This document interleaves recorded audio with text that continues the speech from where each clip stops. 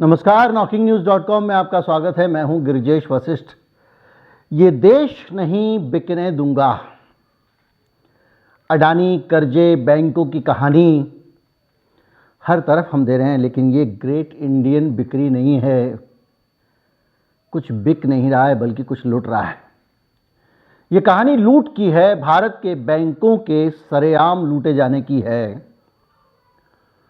और ये लूटने का काम 2016 में बनाए गए एक कानून के जरिए हो रहा है। ये कानून बनाया गया था बड़े सब्ज़बाग दिखाकर, और सरकार ने कहा था कि इसके बाद कंपनियों के लिए दिवालिया होना आसान हो जाएगा, और कंपनियां दिवालिया होने के नाम पर बैंकों का दिवाला निकाल रही हैं। आज हम आपको बताएंगे कि 2016 में जब से ये कानून आया है, किस तरह से बैंकों को चूना पे चूना लगाया जा रहा है। कहीं मत जाइए, चैनल को सब्सक्राइब कर लीजिए। मैं अभी हाजिर होता हूं।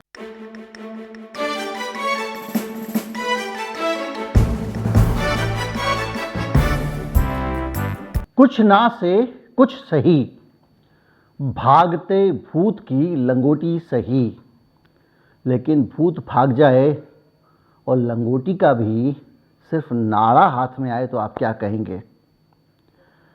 ये जो आईबीसी कोड लेकर आई थी सरकार, इसको लेकर बड़े बड़े वादे किए गए थे कि जो कंपनी दिवालिया हो जाती है उससे पैसे वसूलने में आसानी होगी, कंपनी के लिए भी दिवालिया होने में आसानी होगी, और बहुत सारी बातें की गई थी 2016 में।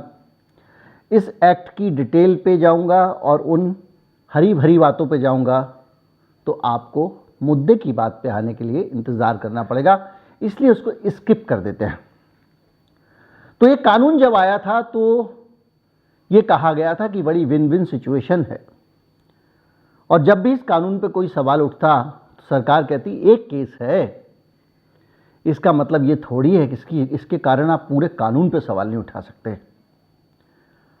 अब 16 से लेके 22 तक, बल्कि 23 शुरू हो गया है। इस कानून ने कौन कौन से गोल खिलाए हैं और किस तरह से इस देश के पूंजीपति, करोड़पति, बड़े बड़े लोग साफ चूना लगाकर निकल गए हैं।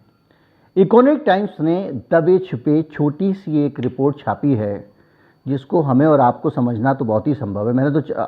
मैंने तो 4-5 बार उसको पढ़ा, तब भी समझ में नहीं आया। ये रिपोर्ट कहती है कि 116 ऐसे मामलों का इसमें जिक्र है 2016 से लेकर अब तक, जिनमें 1000 करोड़ रुपए की लेनदारी थी बैंकों की। 1000 करोड़ रुपए के लोन दिए थे, और जब ये कंपनी दिवालिया हुई, सब कुछ बिक गया, तो 94% पैसा बैंक का डूब गया। 100 रुपए में से 94 रुपए।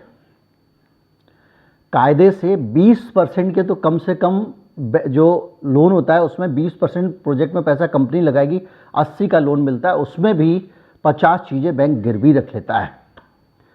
अब आपको समझ में आया होगा अभी हाल का अडानी साहब का पूरा केस, कि किस तरह से उन्होंने अपने शेयर प्लेज किए हुए थे, गिरवी रखे हुए थे, और शेयरों का दाम गिरता जा रहा था। बैंक चुप था, बता नहीं रहा था, और चुपचाप से अडानी साहब को बोलता था, अडानी साहब थोड़े पैसे जमा करा देते थे। अभी एक कंपनी के उन्होंने कुल 1500 करोड़ रुपए जमा कराए हैं, जिस कंपनी के ऊपर लाखों करोड़ का कर्जा हो, और वो सोच रही है 1500 करोड़ जमा करा के मैं अपनी छवि सही बना लूँगी और मेरा शेयर ऊपर चला जाएगा। खैर, तो ये जो है 94% पैसा डूब गया, और 1000 करोड़ में से सिर्फ 40,000 करोड़ की संपत्ति वापस मिली है। पैसा बैंक का वसूल हुआ है, और बैंकों को लेना पड़ा है हेयर कट। हेयर कट शब्द को लेकर एक बार मैंने और भी एक वीडियो में समझाया था, तब भी मैंने कुछ इसी तरह के मामलों का जिक्र किया था।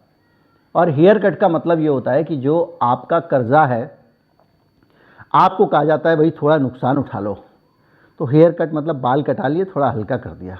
यहाँ हेयर कट या तो हेयर ही हेयर बचे, पूरा कट हो गया। 96% पैसा आपका डूब गया, 4% पैसे की रिकवरी हुई है। ये हाल है, और ये 116 मामले ऐसे हो चुके हैं जब से आईबीसी ये अस्तित्व में आया है। यानी जो कानून मोदी जी ने बनाया था, उस कानून के हिसाब से ये हुआ है। अब मैं कुछ किस्से कहानियों पे आता हूँ। मैं अभी हाल में एक शादी में शरीक हुआ।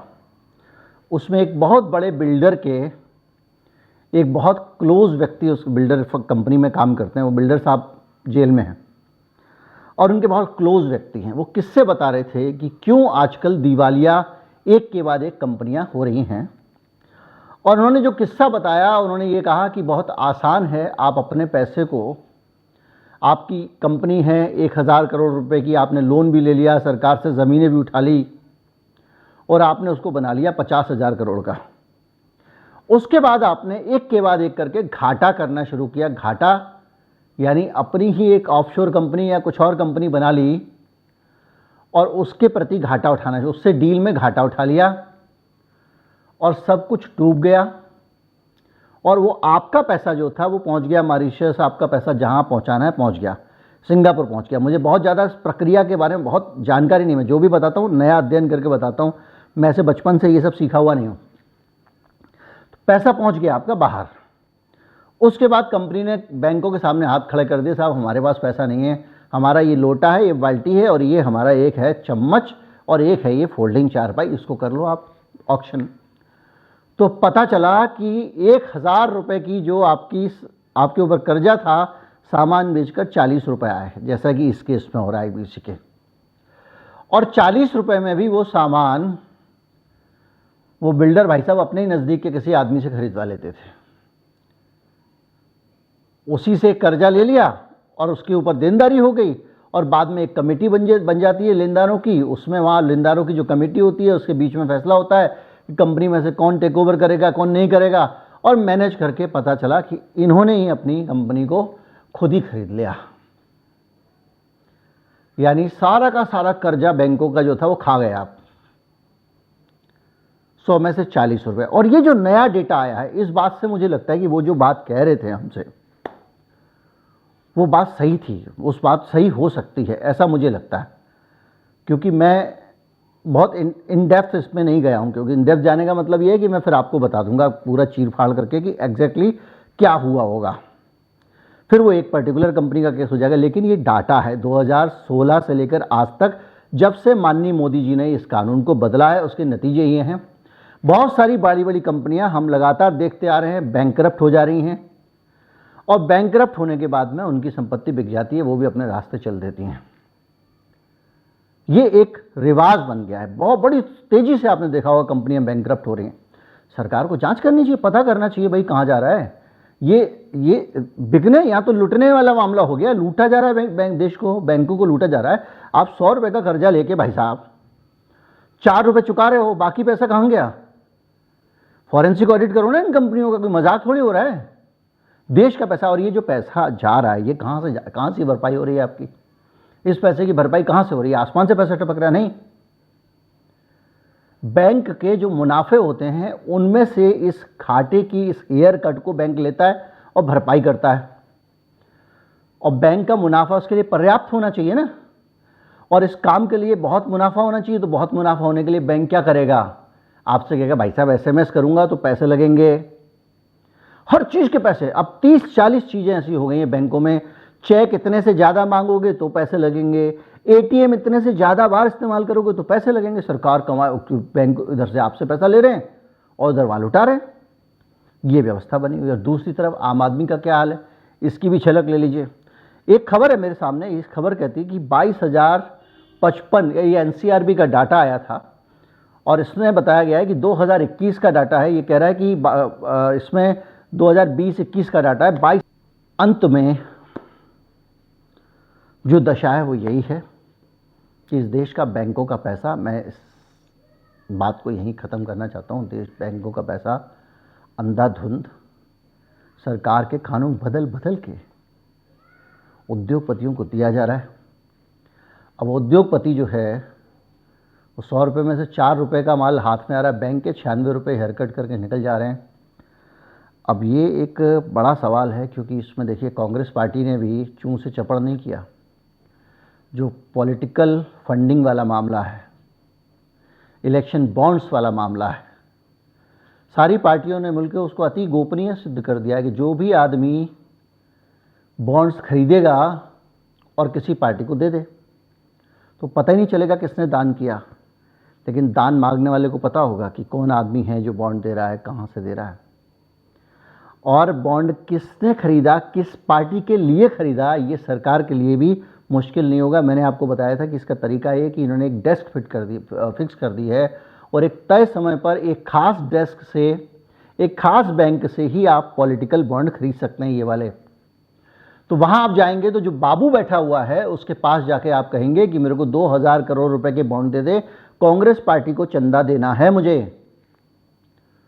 तो वो बाबी पेंसिल से नोट करके भी बता सकता है अमित शाह जी के दफ्तर में, सर जी कांग्रेस पार्टी को ये सीताराम राधेश्याम एंड कंपनी वाला जो है ये चंदा दे रहा है। इतनी सीक्रेसी है। कुल मिला के 2016 में मोदी जी जो कानून लेकर आए थे, उस कानून के आने के बाद से तस्वीर ये बन गई है जिसमें आप 1000 रुपये का बैंक से लोन लो, 40 रुपये चुकाओ, बाकी आपके।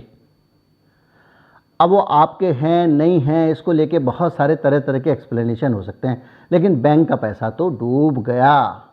96% पैसा गड्ढे में गया, और ये एक आध नहीं 116 केसेस में हो चुका है। तो अब भी सरकार जागेगी या अपने कानून की ही रक्षा करती रहेगी? अपनों की बड़ी रक्षा करती है सरकार।